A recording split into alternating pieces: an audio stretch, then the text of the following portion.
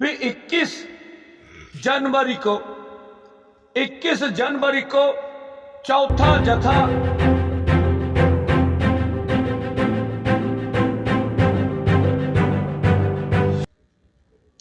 और जिस तरह से हमने देखा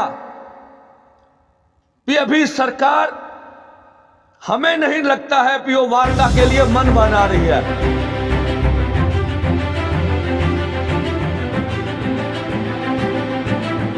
और दोनों फोरमों का निर्णय था इस आंदोलन को हम और तेज करेंगे, तेज से तेज करेंगे।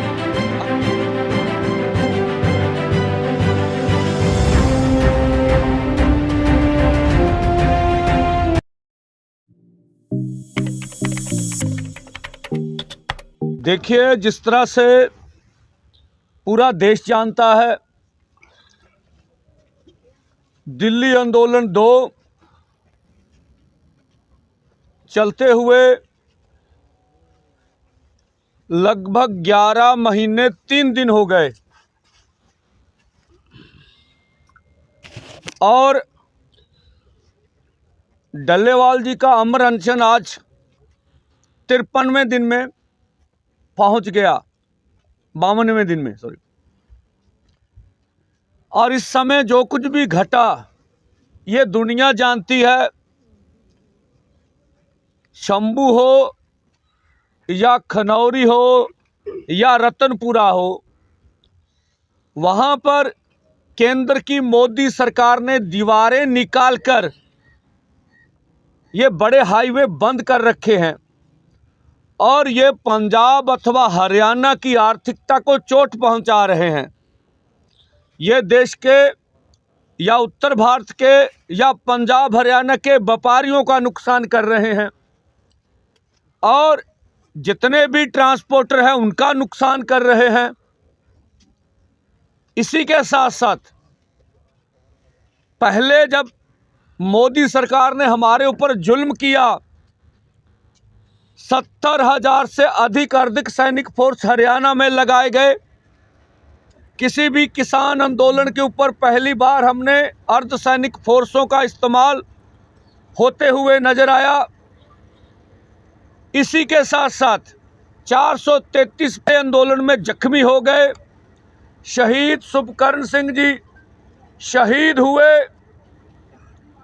और जब दूसरी बार हमने 16 और 18 को आंदोलन को तेज करते हुए दिल्ली की ओर पैदल कूच करने का निर्णय लिया, जब भाजपा के केंद्रीय मंत्री, भाजपा के सरकार के केंद्र सरकार के अटॉर्नी जनरल, हरियाणा सरकार के अटॉर्नी जनरल चिल्ला चिल्ला के बोलते थे अदालतों में कि ट्रॉली से खतरा है, ट्रॉली में कुछ बम बंदूकें हो सकती हैं। यह उनका आरोप रहा हमारे ऊपर। तो फैसला करके दोनों फोरमों ने पैदल जाने का निर्णय ले लिया और जब पैदल जाने की बात की तो फिर दोबारा जुल्म शुरू हो गया। रबड़ की गोलियां हो, हंजू गैस हो, चाहे पानी की बौछारें हो, इस तरह की जहरीली गैसें इस्तेमाल की गई, सारा देश जानता है। हमें छोड़ दीजिए, प्रेस वालों को भी बख्शा नहीं गया, प्रेस को भी टारगेट करते रहे और उसमें भी लगभग 45 के करीब किसान जो हैं जख्मी हुए। शंभू बॉर्डर पर जब पैदल जत्थे 3 बार जा चुके हैं।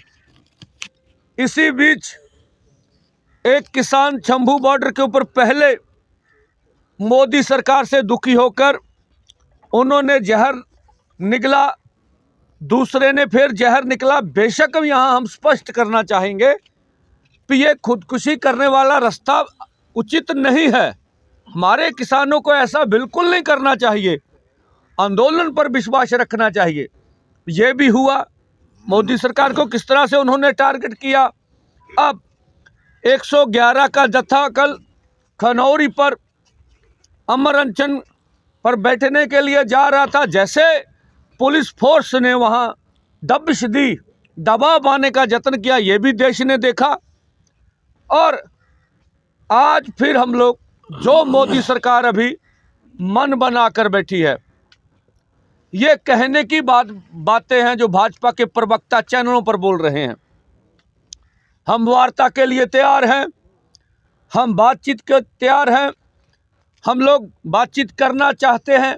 पंजाब के प्रवक्ता खास करके हम 5 फसलें दे रहे थे, माने नहीं, किसी लीडर का नाम लेते हैं, ये झूठ बोल रहे हैं, सत्य बोल रहे हैं। कौन सी 5 फसलें? क्यों देश को गुमराह करते हो? आप कॉन्ट्रैक्ट फार्मिंग बोल के गए थे, पीयूष गोयल जी का बयान है। तो कभी भी दोनों फॉर्म कॉन्ट्रैक्ट फार्मिंग का कभी भी समझौता नहीं करेंगे। ये देश हित में, किसान मजदूर के हित में नहीं है जो बोला जा रहा है। और जो हमने देखा था, जो केंद्र के मंत्री जो बोल रहे थे, आपने जब प्रेस ने बोला भी आप वार्ता करोगे, तो बोला भी हरियाणा का फीडबैक नहीं देखा आपने। तो हमें तो बहुत, किसान तो हमारे से खुश हैं। तो ये इलेक्शन जीत लेने की जो बात है, ये भाजपा के ऊपर भारी पड़ रही है। उनका ये मानना भी हमें और कुछ नहीं, हम तो इलेक्शन जीत रहे हैं। इसके बारे में सब हमारा निर्णय है दोनों फॉर्मों का। इलेक्शन कौन जीते कौन हारे ये हमारा विषय नहीं है। इलेक्शन भारत में मुद्दों पे आधारित नहीं होते हैं। यहाँ धन बल, बाहुबल और इसी के साथ साथ एक परसेप्शन बनाकर इलेक्शन जीते जाते हैं।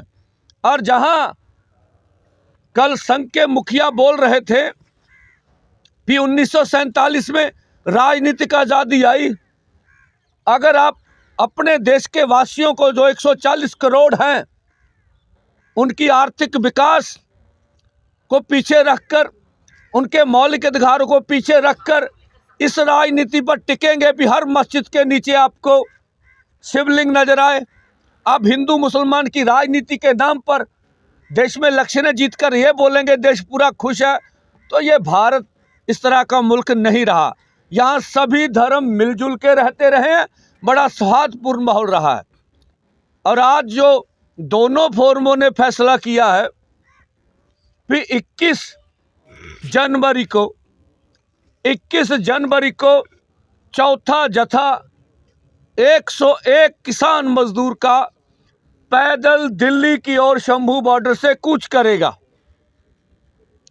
और जिस तरह से हमने देखा